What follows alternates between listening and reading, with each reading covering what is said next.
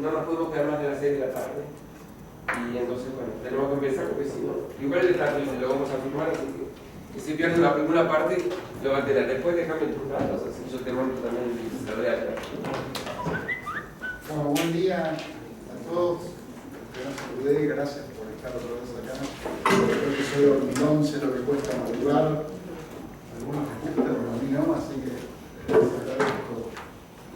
Mi idea es, en la primera tanda de esta mañana, hacer ahora un breve repasito, así como la serie que... Sí, te quería decir una sola cosa.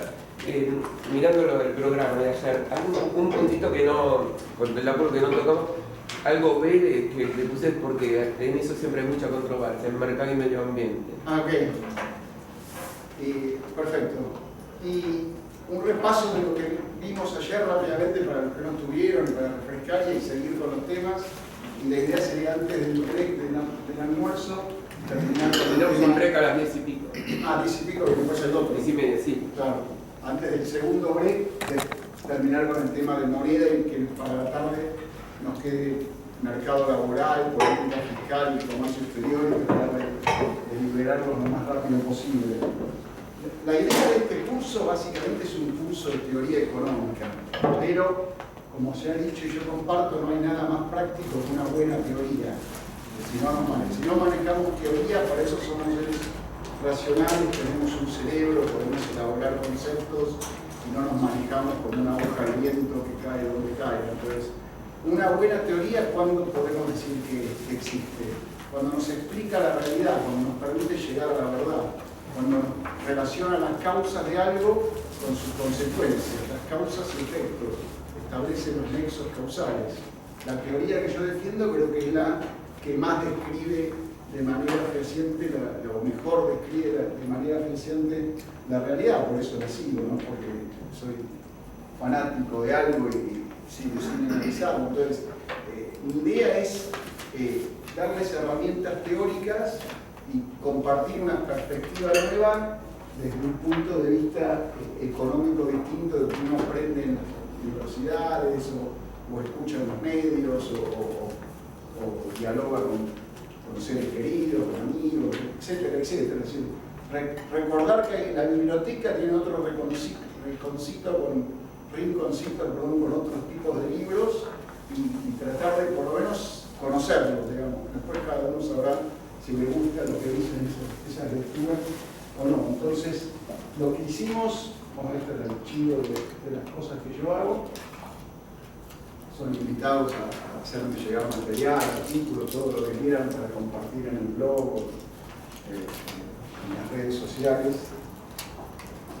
Habíamos visto los principios generales, habíamos tratado de explicar cómo la ciencia económica por parte de la escuela austríaca es tratada de una manera distinta, cómo su método de estudio es diferente, trató de desprenderse del método de estudio de las ciencias naturales, que era el que estaba en boga en el siglo XIX, cuando la escuela austríaca irrumpe, allá por 1870, y hablar del método axiomático deductivo. Por eso todo el análisis de la escuela austríaca parte del axioma, que es un axioma es una verdad evidente o un precepto evidente en sí mismo, que es el actuar humano, la acción humana. Entonces, a partir de que los seres humanos actuamos, hacer una serie de análisis. Ahí habíamos ubicado a grandes rasgos los principales hitos en la historia del pensamiento económico. Más adelante hablábamos en particular de la escuela marginalista, que nos dio la teoría de la utilidad marginal. Yo les dije que estos tres marginalistas llegaron a la teoría de la utilidad marginal, pero después usaron herramientas distintas. Tanto Walras como Gibbons empezaron a utilizar mecanismos de la ciencia natural, curvas, ecuaciones, metieron la matemática, mientras que los que se mantuvieron puros fueron los que siguieron a Karl Menger. Por eso yo les decía, cada uno de ellos dio lugar a una escuela. Gibbons dio lugar a la escuela de Cambridge, que fue continuada por estos economistas. La escuela de Lausana fue originada en Walras, también con estos exponentes entre los que más se destacan, y la escuela austríaca propiamente dicha fue la que lideró Karl Menger allá por 1870, y aquí tienen algunos de sus representantes más destacados, básicamente a lo largo del siglo XX. Yo les decía que la escuela austríaca es un mote que tiene, es una forma de llamarla, pero en realidad no había no hay un edificio físico con un cartel que dice acá funciona la escuela austríaca de economía. Fue a raíz de la discusión que hubo con la escuela de los alemanes, de los historicistas alemanes, que los habíamos visto por acá abajo. Perdón. Ahí. Acuérdense, a finales del siglo XIX, coetáneos con los austríacos, estaba la escuela austericista alemana. Entonces, había una discusión sobre cuál era el método de la economía. Su líder era Schmoller. Y hubo una contienda del método, que en alemán se llama así, que para mí es impronunciable, y los alemanes consideraban que la historia era una forma apropiada de estudiar la economía. Estudiando lo que pasó, analizando eventos pasados, los extrapolaban al presente para tratar de explicar la realidad, como si uno explicara todo lo que nos pasa a cada uno de nosotros en su vida, en el presente, porque a los 15 años nos pasó tal cosa, cuando estábamos en cuarto grado revolvíamos tal cosa y nos echaron del colegio, etc. Todo, hechos del pasado para tratar de explicar las cosas de hoy. Los austríacos consideraban que no. Entonces, ahí surgió el mote de austríacos. Charlie Kachanowski, un gran profesor que tuve la suerte de tener, nos explicaba eso, que era como una especie de desprecio que los alemanes tenían por los austríacos, esa rivalidad de gente muy similar, pero que tenían recelo, como argentinos y uruguayos tal vez. Y entonces los historicistas decían que estas son cosas de austríacos, eso de la acción humana son cosas de austríacos, o del método axiomático deductivo son cosas de austríacos. Y de ahí quedó el mote de austríaco, digamos, para que ustedes entiendan de dónde viene eso.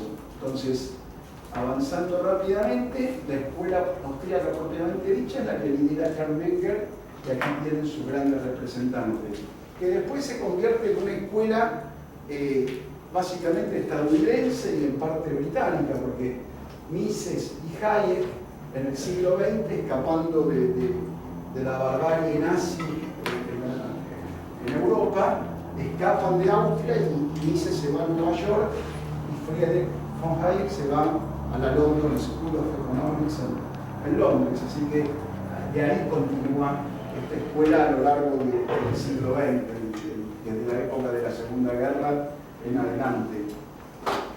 Este es una especie, como dice ahí, de árbol genealógico de la escuela austríaca. Después, a los que les interese, me contactan por redes sociales y de alguna forma yo les hago llegar todo esto. Así que, pasármelo a mí que yo le paso a todos los que están anotados. Ok. El método de estudio habíamos dicho que partía de la acción humana, que para que haya acción humana hay 3 requisitos: una sensación de malestar, ver que hay una situación mejor y saber pasar de una a otra, que existe la acción humana se desprende de una serie de cosas: la especulación, el interés personal, la incertidumbre, la multiplicidad y escasez de los medios, una escala valorativa y un costo, que toda acción humana tiene un costo, que siempre actuamos en función de una escala de valores que es subjetiva, personal, individual y siempre dinámica, que para llegar a nuestros fines hay varios medios, porque si hubiera uno solo, el medio ya sería el fin y no habría acción, que tiene que transcurrir un tiempo, un lapso entre la situación de malestar y la mejora que queremos para actuar, que siempre actuamos en incertidumbre, porque si hubiera certeza no precisaríamos actuar, que siempre lo hacemos pensando en nosotros mismos y que en ese sentido todos somos especuladores, tratamos de actuar para estar mejor de lo que estamos. Acá habíamos hablado de 3 grandes grupos de ciencias: la praxeología, que es la ciencia general de la acción humana. Un análisis praxeológico es un análisis general de la acción humana. La economía como una ciencia que estudia un aspecto chiquito de la acción humana, como otras. La historia estudia cuáles fueron los actos humanos en el pasado, la psicología por qué la gente actuó de determinada manera o actúa de determinada manera, no sé, la sociología, por qué la gente en grupo se comporta de un modo determinado, y la economía, siguiendo a Thomas Sowell, decíamos que tiene por objeto de estudio el proceso de intercambio de valores que está íncito y presente en toda la acción humana. Ese es el objeto de estudio de la economía, el proceso de intercambio de valores. Valores subjetivos y psicológicos, no estoy hablando de guita, de dinero. Vean cómo la diferencia austríaca es notoria respecto del marxismo. Habíamos dicho ayer que los marxistas nos definen a la economía como la ciencia que estudia las cuestiones o los problemas materiales. Acá estamos hablando de una ciencia que estudia el proceso de intercambio de valores. Cuando esos valores, una charla con una persona es un intercambio de valores, él me aporta algo de lo que sabe y yo le intercambio lo que yo sé y los dos nos enriquecemos. Eso es un intercambio de valores. Una persona contemplando en la playa el atardecer está solita pero está intercambiando valores, es intrapersonal. Entonces eso es psicológico, es subjetivo, no es monetario. Cuando esos valores, objeto del intercambio, se pueden expresar en dinero, ahí hablamos de un área más chiquita dentro de la economía a la que llamamos mercado. El mercado es el área de la economía donde los valores al intercambiarse se pueden expresar en dinero. Una entrada de cine tanto, un par de zapatos tanto, un kilo de papas tantos pesos. Acá habíamos dicho también que en ciencias sociales, a diferencia de lo que uno escucha todos los días en los medios y tipos desfilando por los programas de televisión, como nos decía Mises, se puede hacer una comprensión de lo que puede llegar a pasar, una estimación del futuro, pero no se pueden hacer predicciones ciertas, porque uno no sabe lo que va a pasar. En ciencias sociales hay acción, no hay reacción. Lo distinguíamos de las ciencias naturales.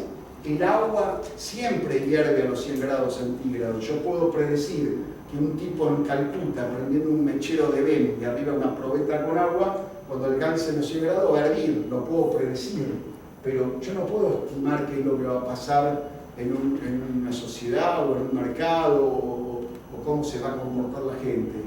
Lo mismo nosotros en nuestra vida, uno no puede estimar que quiere hacer algo, seguir una dieta, hacer un programa de entrenamiento, estudiar tal cosa, ir a tal lado a mediados del mes que viene. Pasa una cosa hoy día que nos deja en cama durante 5 meses y todo se fue al diablo. Entonces, uno puede estimar lo que quiere para el futuro, pero no lo puede predecir. Entonces, esa es la diferencia entre las ciencias sociales y lo que algunos tratan de traer del mundo de las ciencias naturales. Lo mismo el uso de gráficos, de curvas, de las matemáticas. En las ciencias sociales las situaciones, las relaciones no son lineales, funcionales. A tal variable, moviéndola de determinada manera, la otra siempre se va a comportar igual. Eso es en ciencias naturales, pero en ciencias sociales no existe eso. No hay en ciencias sociales continuidad o infinidad. Entonces, a veces los gráficos, las curvas pueden ser, digamos, visualmente atractivas y representar algo, pero no nos explican las cosas, no necesitamos acudir a ellas. Y por eso van a ver que todos los libros de texto de economía de los austríacos no tienen gráficos, no tienen curvas, no usan matemáticas. Habíamos dicho, partiendo de la acción humana, que parece una verdad de perogrullo, pero para que uno sea libre, para que uno pueda actuar tiene que ser libre. Una persona que no es libre no actúa, reacciona según los estímulos que le da el que detenta el látigo en un momento determinado. Entonces, ¿a qué definimos libertad en ciencias sociales, con la economía liberal? Porque la libertad se dice, ¿cuál es la libertad de un fulano que se está muriendo de hambre? ¿Cuál es la libertad de un tipo que está a 3.000 pies de altura en un jumbo y no puede abrir la puerta y tirarse porque le da claustrofobia al vuelo? No es libre, o no tengo la libertad de vivir comiendo veneno o lo que fuera. Entonces, para las ciencias sociales uno dice que es libre cuando hay ausencia de coacción ilegítima por parte de terceros. Cuando nadie me dice qué es lo que tengo que hacer ni me prohíbe hacer lo que yo quiero. En esos casos yo soy libre. Después hay ejemplos metafóricos o físicos o de la naturaleza de la libertad. Seguro que no soy libre de tirarme del avión en pleno vuelo, pero eso no tiene nada que ver con la libertad, es una cuestión física o de la naturaleza. Es traer ejemplos que no tienen nada que ver con las ciencias sociales. Es decir, en ciencias sociales uno es libre cuando hay ausencia de coacción por parte de terceros. Y la única forma que uno tiene de ejercer la libertad es a través de la propiedad. La propiedad privada, que la primera es uno mismo, su cuerpo, su mente, el libre uso y disposición de uno mismo, es el instrumento para ejercer la libertad.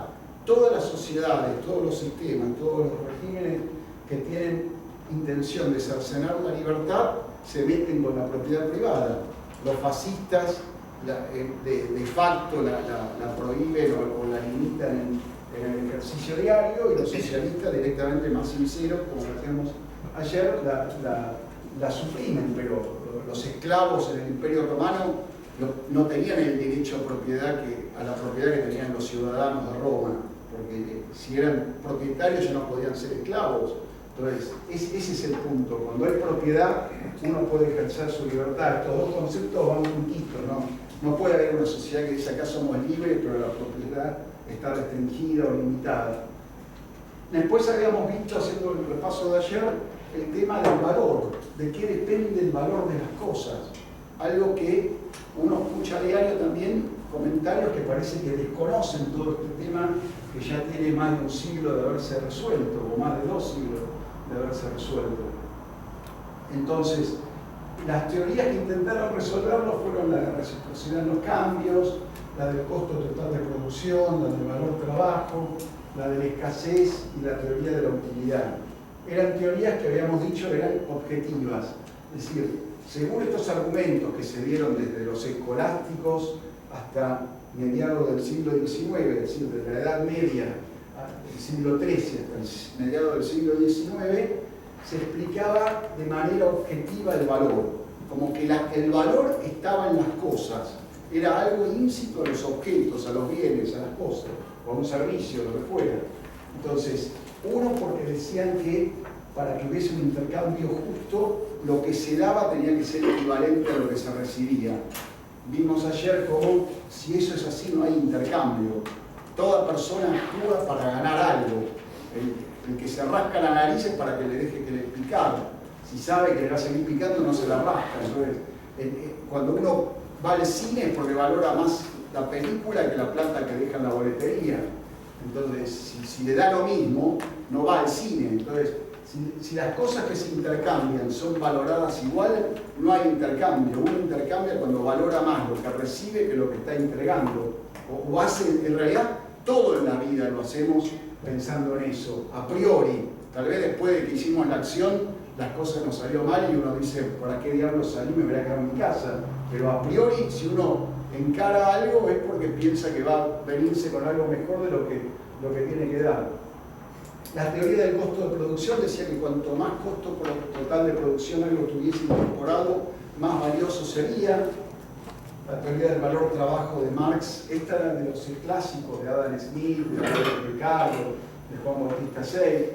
La de Marx era la del valor trabajo, en cambio agarraba uno de los costos de producción, el trabajo, y decía el trabajo socialmente necesario es lo que es el origen del valor, la fuente del valor. Ayer vimos, lo explicamos, que esto no sirve para explicar el valor de las cosas.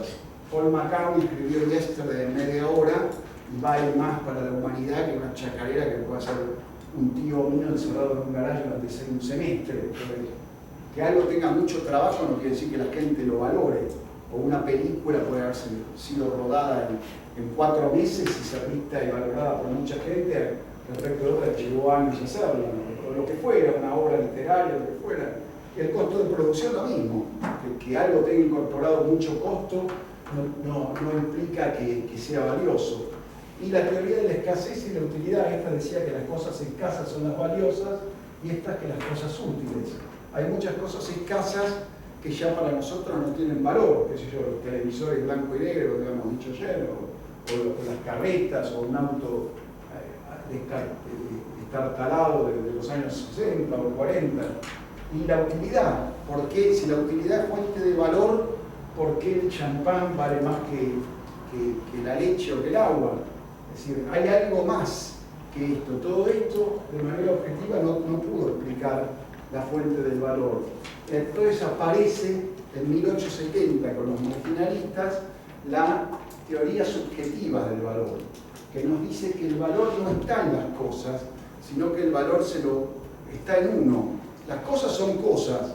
El valor aparece cuando yo me planto frente a la cosa y la juzgo, la valoro, en función de qué, de si es útil y de si es escasa para mí.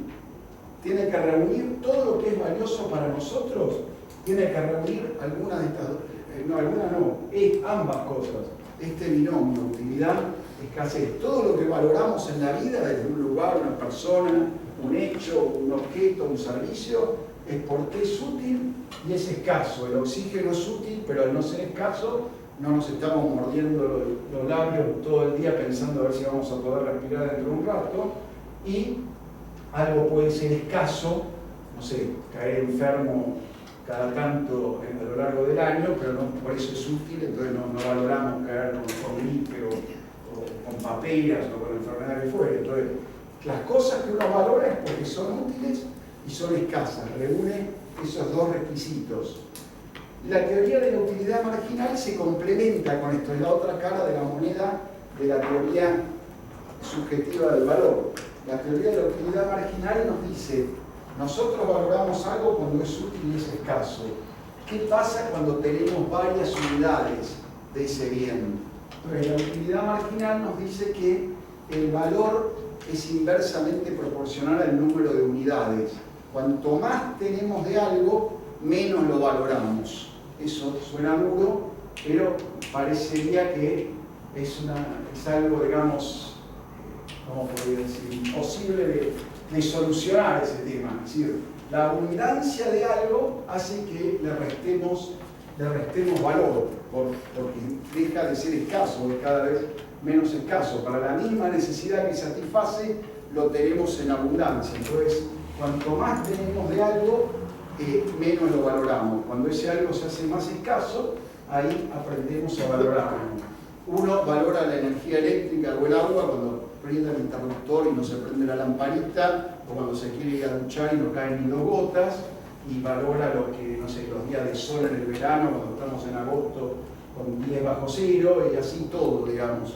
Uno valora las cosas cuando no las tiene, cuando se hicieron escasas. Las cosas que nos gustan, digamos, las cosas que no nos gustan, no las vamos a valorar, y cuanto más escasas mejor, pero aquellas cosas que alguna vez le dimos valor, cuando desaparecen o se hacen muy exiguas, aumenta su valoración. Esto es la teoría de la utilidad marginal, y esto explica casi todo lo que pasa en la sociedad. Explica la ley de oferta y demanda, explica por qué la inflación es mala, explica por qué la escasez de productos también genera prejuicios en la economía y genera faltantes y genera hambrunas, etc.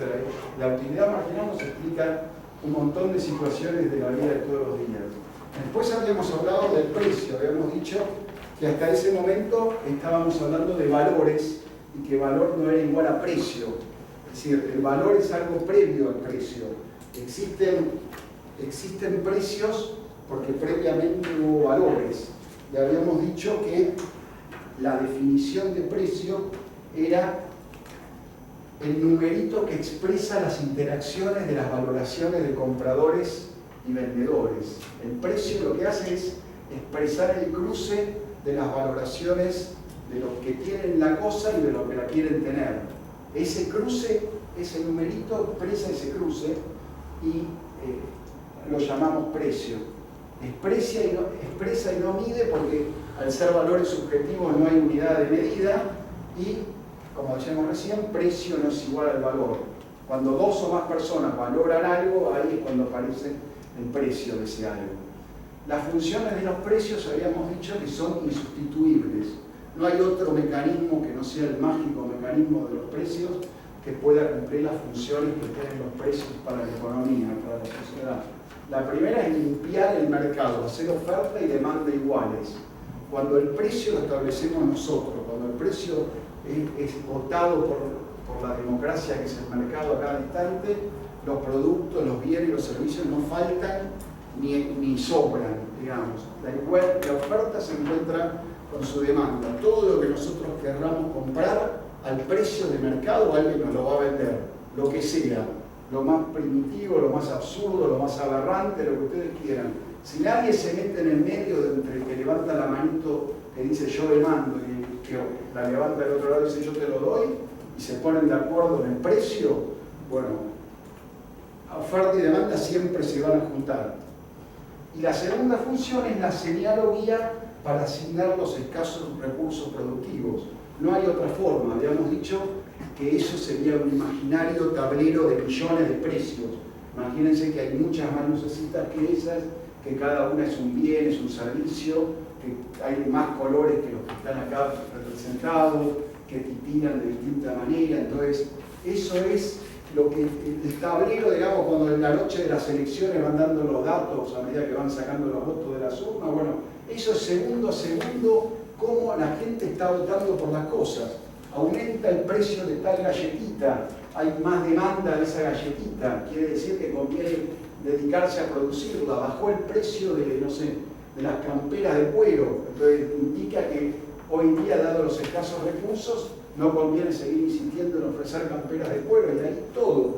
Yo quiero poner una fábrica de tractores, tengo que mirar el precio de los tractores, el precio de las plantas industriales para alquilarla, o de un lote para comprarla y construirla, cuánto es el salario de los trabajadores en ese rubro, dónde la pongo, dónde me conviene poner, el costo de los fletes, de los puertos, de los servicios, la pongo en Córdoba, en Rosario, en La Pampa, en Buenos Aires. Todo eso, esas decisiones que uno toma permanentemente en la economía, las toma mirando el tablero de precios. Si esto no existe, no hay forma de manejarse, nos manejamos a ciegas.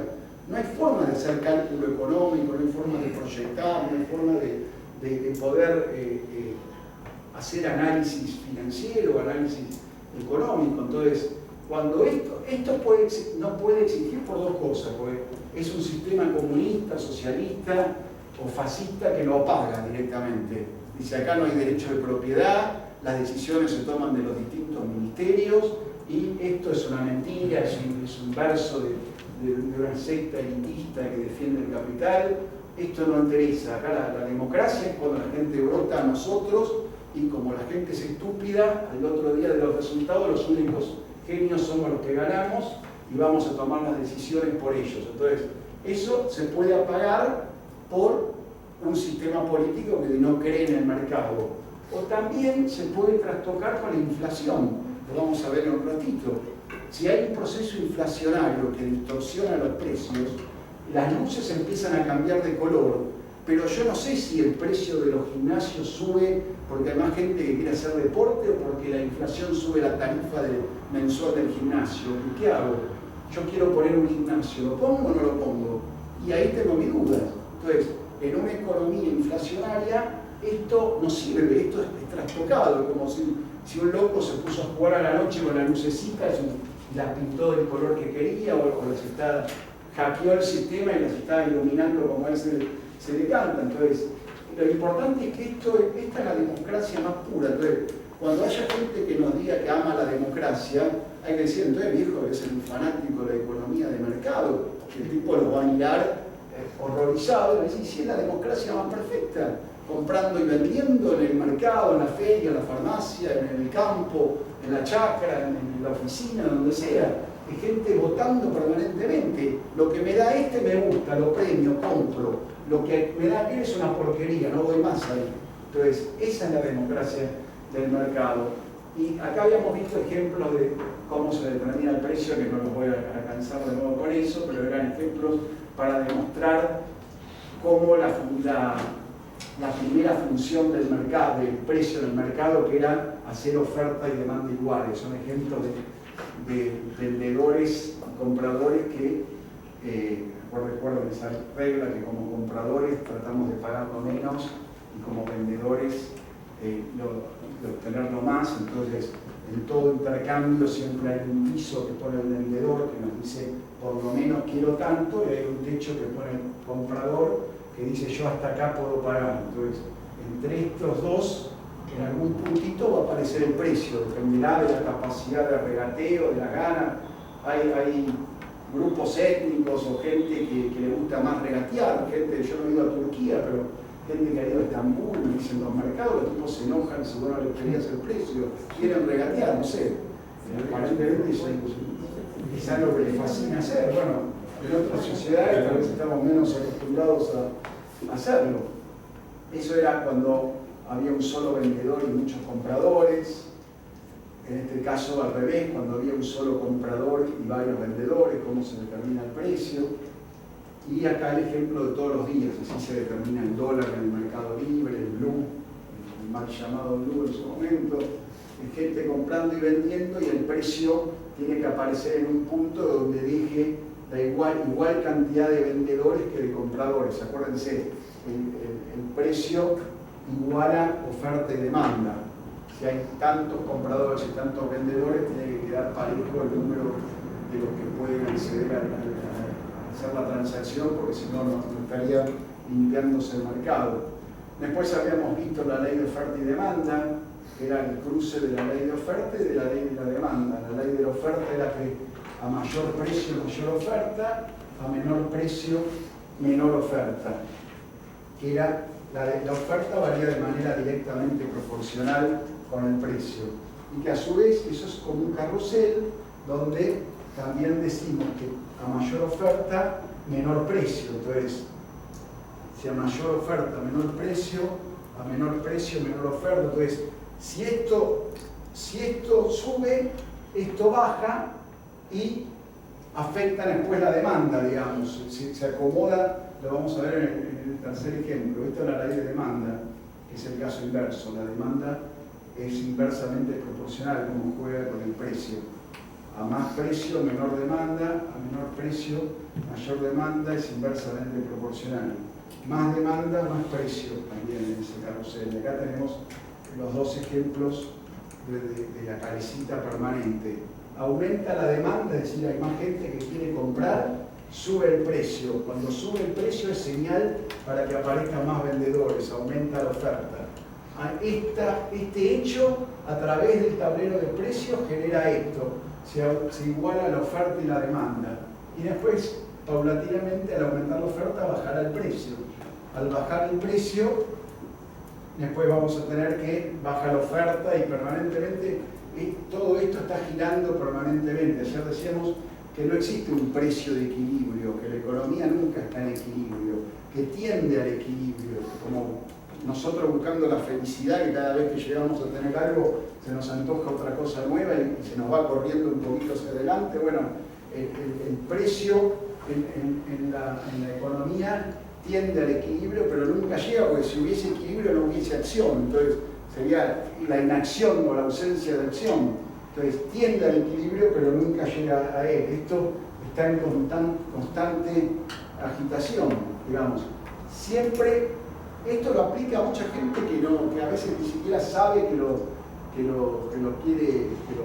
está aplicando, lo sabe bien. Es decir, cuando el Indio Solari decide hacer un recital por año, es para hacerse escaso, para hacerse más valioso, para aumentar su utilidad marginal. Si el tipo cantara todos los sábados a la tarde en un boliche de San Telmo, cada vez iría a verlo menos gente, porque sería más abundante. En Disneylandia, por ejemplo, en los hoteles, en los desayunos lo escatiman a Mickey, lo hacen escaso a Mickey para subirle el precio. En los desayunos aparecen los personajes de Disney y de los 7 días de la semana uno aparece Mickey para sacarse fotos con los chicos. Entonces está la gente yendo los 7 días para ver qué día puede aparecer el ratón, lo escatiman, no lo vapulean mucho, lo tienen escondido porque es el más reclamado. Entonces siempre hay gente que está aplicando esto, que la escasez aumenta el valor, que aumenta la utilidad marginal. Habíamos visto la ley de salidas y de Juan Bautista Say, y habíamos visto la teoría de la imputación. La ley de salidas de Say, de 1803, lo que trataba de explicar es que no hay problemas de falta de dinero en las economías y no hay problema de que la economía sea libre y se produzca todo lo que se quiera producir. Porque cuando Say escribió su ley de salidas allá por comienzo del siglo XIX, había dos argumentos, el que decía los problemas económicos se deben a la escasez de dinero y se debe a la producción de cosas inútiles, de cosas que no le sirven a nadie, entonces alguien tendría que dirigir la economía.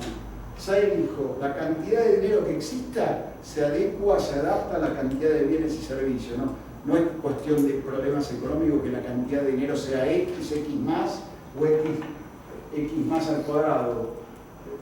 Cualquier cantidad de dinero es óptima para realizar las transacciones. Y es mentira que haya cosas que se produzcan y que no le sirvan a nadie porque por la naturaleza humana, por la naturaleza humana las necesidades son infinitas. Entonces todo lo que ofrezcamos en el mercado, alguien lo va a demandar. Siempre hay un roto para un descosido, diría la amiga Maruca. Entonces, aclarábamos que no quiere decir que todo negocio salga ganancial o que todo negocio tenga éxito, que todo lo que ofrezcamos, algo lo demanda, no quiere decir que todo sea exitoso, porque depende de cuáles sean nuestros costos y de cuánta gente lo demande. Lo que quiere decir Say es que alguien ponemos algo en la vidriera y alguien se lo lleva. Ahora no quiere decir que sea un boom. El boom será si vienen 10 millones de personas a llevarse lo que hay en la vidriera. Pero si viene uno y paga poco, se lo lleva porque a alguien le sirve. Es decir, no hay cosas que sobren que no le sirvan a nadie, pero no quiere decir que sea rentable o que sea un negocio próspero. Y la teoría de la imputación de Eugene von Bauer, uno de los seguidores de la economía austríaca, relacionaba los dos tipos de bienes económicos, los bienes finales o los bienes los factores de producción. Acuérdense que dijimos, hay dos grandes categorías de bienes en la clasificación de los bienes. Los bienes libres y los bienes económicos.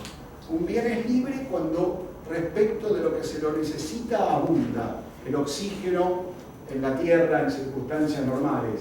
Hay más oxígeno del necesario. Es un bien libre.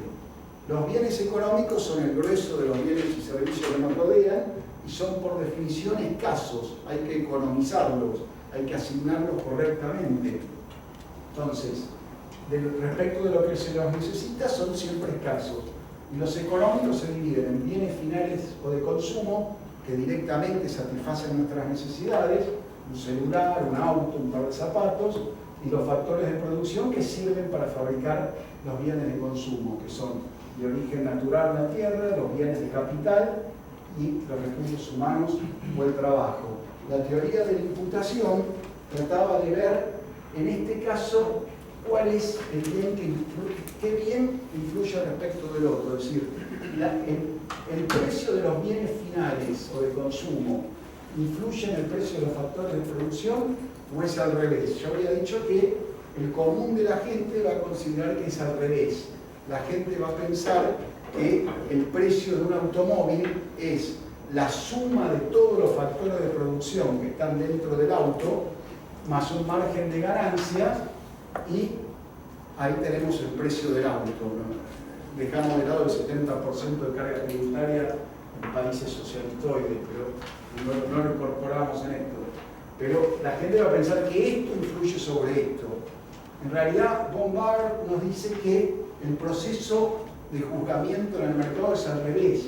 La gente esto no le interesa, lo desconoce, lo ignora. ¿Sabe? Un tipo que no tenga otra cosa que hacer en la vida que analizar cuánto vale cada pieza de los componentes de un auto. A veces el Wall Street Journal, por ejemplo, cuando sale un nuevo iPhone, larga un informe de cuánto cuesta cada componente del iPhone, la pantalla, el procesador, la carcasa, para tener una idea de cuánto le costó a Apple en grandes números hacer un iPhone, ¿no? Pero en pocas cosas se hace eso.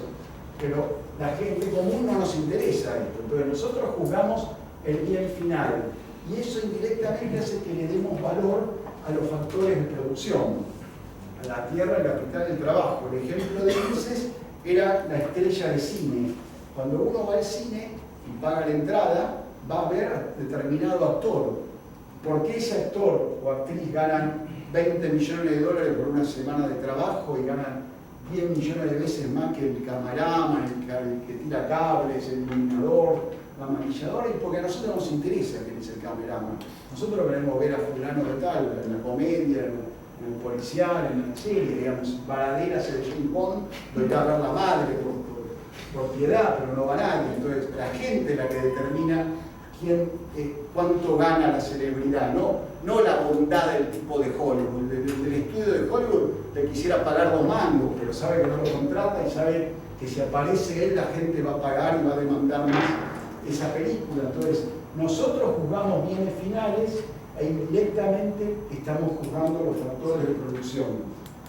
La ley de precios y costos es la que nos dice que en el juego de la oferta y la demanda, los precios, el precio del bien final y los factores de producción tiende a acercarse. Entonces, si la brecha entre el bien final y los costos se estrecha, quiere decir que el margen de ganancia es menor. Entonces, lo que habíamos hablado ayer era que explica que cuando un buen negocio pasa a ser un buen negocio para muchos, deja de ser un buen negocio. Cuando sale un producto nuevo al mercado, el que lo ofrece es el único, es un impacto para la gente, satisface una necesidad de una manera distinta y puede pedir mucho respecto de lo que le costó hacerlo.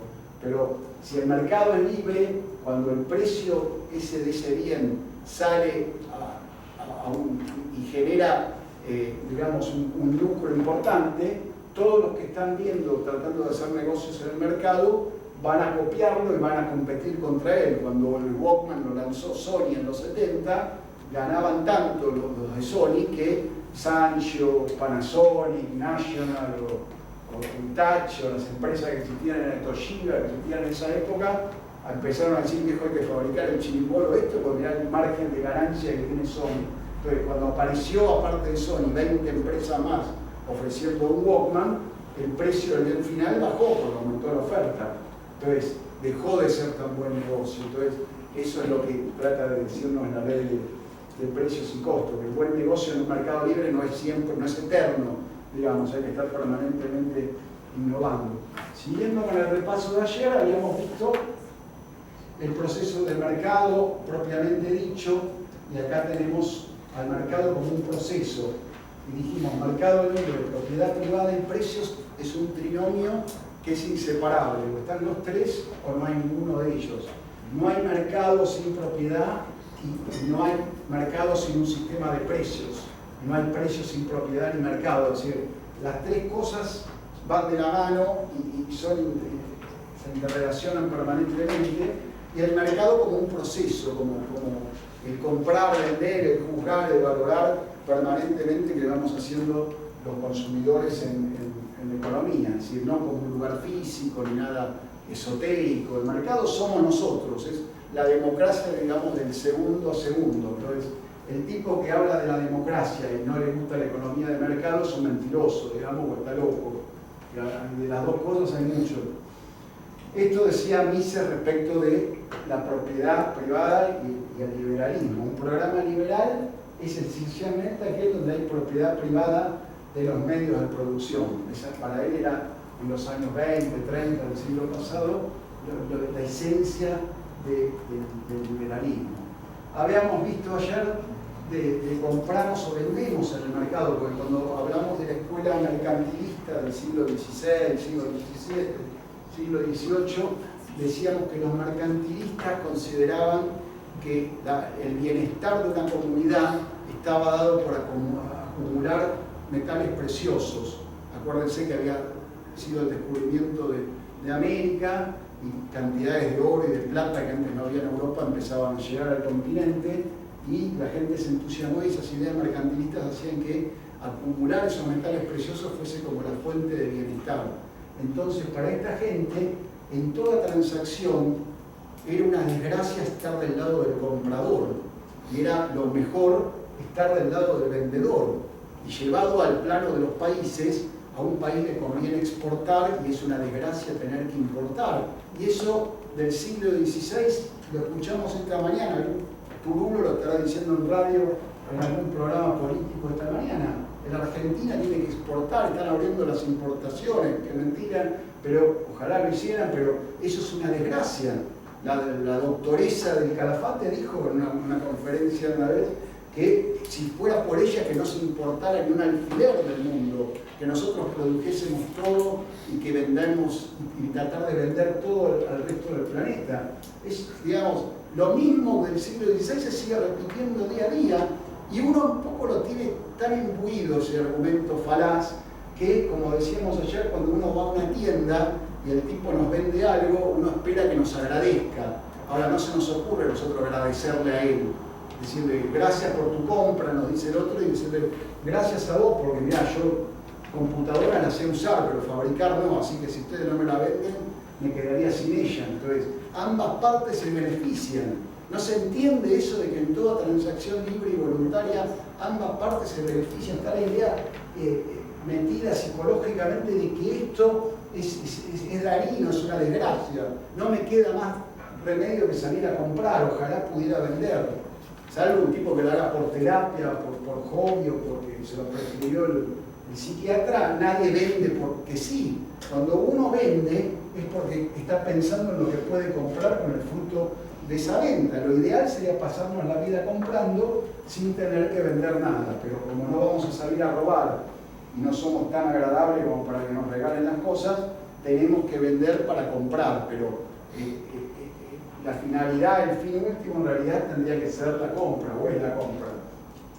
El rol del empresario, habíamos visto que en el mercado hay tres roles básicamente de los que actuamos en el mercado: los consumidores, los empresarios y los dueños de los factores de producción, que en términos amplios todos somos todos somos consumidores, todos somos empresarios y arriesgamos cada mañana a ver cómo nos va a ir, el tipo que sale con el bolsito a ver si va a conseguir una changa de albañilería, o el abogado que trata de buscar un cliente, o el que fuera, el profesor, alguien que lo escuche en una clase. Todos somos empleados, todos tratamos de buscar una ganancia empresarial. Habíamos dicho técnicamente ganancia empresarial es el ingreso monetario que queda por encima de la tasa de interés de mercado. A eso llamamos ganancia empresarial. Por eso uno realiza una actividad productiva o comercial. Si la tasa, si está igual o por debajo de lo que nos da la tasa de interés, hacemos especulación financiera, pero para poner una empresa, aunque sea un kiosco o lo que fuera, tenemos que tener una rentabilidad que supere la tasa de interés del mercado en ese momento. Y dueños de los factores de producción, de los recursos naturales, de los bienes de capital y del trabajo, en parte somos todos, digamos, todos somos dueños de nosotros mismos y de nuestro trabajo. Entonces, el rol del empresario, acá esto es lo que decíamos recién, todo intercambio libre y voluntario, cada uno valora más lo que recibe que lo que entrega, ambas partes se benefician y esto lo podemos dejar de lado para no perder más tiempo, pero el mercado intervenido, ¿qué es lo que pasa? El empresario tiene que ser, en una sociedad genuinamente libre, es un servidor del prójimo, no porque ame al prójimo, no porque el tipo es un cretino y odia a la humanidad, pero para progresar, para cada dólar que le va a entrar al bolsillo, porque le dio algo a la gente, que la gente lo valoró voluntariamente. Más dólares le van a dar a su bolsillo cuanto mejor sirva a sus semejantes. Entonces, en la economía, en el mercado libre, no nos queda otra que darle a la gente lo que la gente quiera. Si un tipo vende música, tiene que vender la música que la gente quiere escuchar, no lo que le gusta escuchar a él. O escribir, o hacer películas, o hacer cine, o lo que sea, o productos textiles, o de calzado, lo que fuera, que la gente quiera comprar. Entonces, ese es el verdadero rol del empresario, a través del marketing, ver qué es lo que la gente quiere y tratar de llegar primero que la competencia. Cuando el mercado es intervenido, cuando el gobierno aparece en el medio, el marketing es reemplazado por el lobby. El empresario ya no le interesa saber qué es lo que necesitamos nosotros. Lo importante es tener un contacto en el gobierno, un primo que esté en tal secretaría, una prima que sea amante de tal senador y consiga un contrato, un amigo que haya entrado al ministerio tal. Entonces, el marketing es reemplazado por el lobby. Nosotros somos como consumidores convidados de piedra, ahí quedamos a un costado. Entonces, eso es lo que ocurre cuando el mercado es intervenido, que básicamente habíamos dicho que podía ocurrir de 4 maneras. La intervención binaria, cuando las partes son dos, por ejemplo los impuestos, el que tiene el garrote y la bolsa y nosotros que tenemos que entregar el dinero, el fisco y el contribuyente. Acá en la intervención triangular son tres, por ejemplo los controles de precios, comprador y vendedor, y el tercero el Estado. La intervención por defecto, que habíamos dicho que es cuando el Estado no hace aquello que tendría supuestamente que hacer, que es dar justicia y seguridad y preservar los derechos individuales, entre ellos el derecho de propiedad. Y la intervención singular es cuando no tiene un destinatario en particular, cuando se la envía así a la marchanta como la inflación, no tiene un destinatario. Habíamos visto ayer los controles de precios, básicamente los precios máximos y los precios mínimos. Los precios máximos están destinados supuestamente, entre comillas, a proteger a los consumidores, los precios mínimos a ciertos productores o oferentes. El precio máximo es un techo que se fija artificialmente por debajo del precio de mercado. El precio de mercado es 10, el gobierno fija el techo de 8, porque quiere que más gente pueda comprar ese producto. Lo que ocurre es que aquellos que vendían a 10, a 8 ya no quieren vender o no pueden, los menos eficaces, los menos eficientes, menos productivos desaparecen del mercado, y aquellos que no podían comprar a 10, a 8 sí, entonces tenemos que artificialmente la oferta baja y la demanda sube. Entonces lo que aparece es un faltante, hay escasez. Siempre que se aplica un precio máximo, aparece la escasez, el producto falta, y aparece el llamado mercado negro, que no es otra cosa que el mercado que por algún lado aflora, donde los precios son más caros que los que eran originariamente en el mercado libre, porque hay un riesgo de operar en el mercado negro. Uno sigue consiguiendo las cosas, pero hay que gatillar más porque es riesgoso por sanciones, por prisión, por multas o clausuras operar en negro. Entonces, habíamos dicho que siempre que se impone el precio máximo a un producto, paulatinamente hay que ir llevándolo al resto de los productos, porque si no, los productores, el mercado se va a ir corriendo y escapando del precio protegido. Entonces, a la larga, ustedes ven que nunca es el precio máximo a un producto solo, sino a una serie de productos, que las regulaciones van precisando de otras regulaciones. El ejemplo que dábamos más extremo era el de Mises ayer, que decía, si el gobierno pone un precio máximo a la leche, va a tener que, por otro reglamento, otra resolución, ponerle un precio máximo a los factores de producción que intervienen en la elaboración de la leche, y a su vez a los factores de producción que intervienen en la elaboración de los factores de producción de la leche, y así al infinito. Entonces, todo termina siendo controlado. Los precios mínimos es el caso inverso, es cuando se dice el precio, las condiciones del mercado perjudican a ciertos sectores, entonces hay que garantizarles un piso mínimo. El precio máximo es un techo, el precio mínimo es un precio sostén, un piso. En la Argentina, nefastamente comenzaron con la Junta Nacional de Granos, de Carne, allá en la década de 1930, para garantizarles a los productores locales de esos productos un ingreso mínimo sin depender de las variaciones del mercado internacional. Entonces, ¿qué es lo que ocurre cuando hay un precio mínimo? Al ser artificialmente mayor que el precio de mercado, es más, se tienta más gente a ofrecerlo, aumenta la oferta. Y a su vez, al ser más caro artificialmente, la gente deja de demandarlo. Entonces, hay más oferta y menos demanda, aparece un sobrante. Con el precio máximo, las cosas escasean, con el precio mínimo las cosas sobran. Entonces, el gobierno tiene que, como las cosas quedan sin vender, tiene que seguir regulando el mercado para resolver esa situación, y le da subsidios a los productores que no pueden vender, o les compra las cosechas, o les da préstamos blandos, etc. Esto habíamos visto los orangutanes estos que habían reformado la ley de abastecimiento. Sí. Están las cosas preparadas como para el break. Cuando vos lo decidas. Dale, ya está, vamos. No, Tengo el sí fácil. es bueno saberlo, dijo en algunas. Bueno, salimos si quieren tomar un café o algo.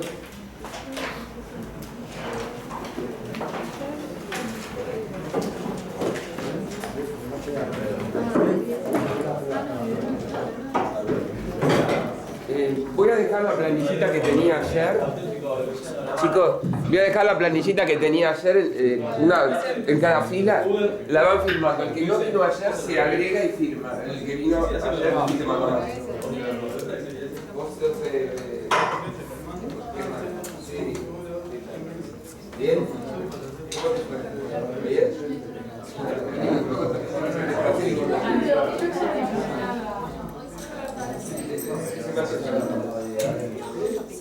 Sí, pero lo dejo acá y después va a quedar allá.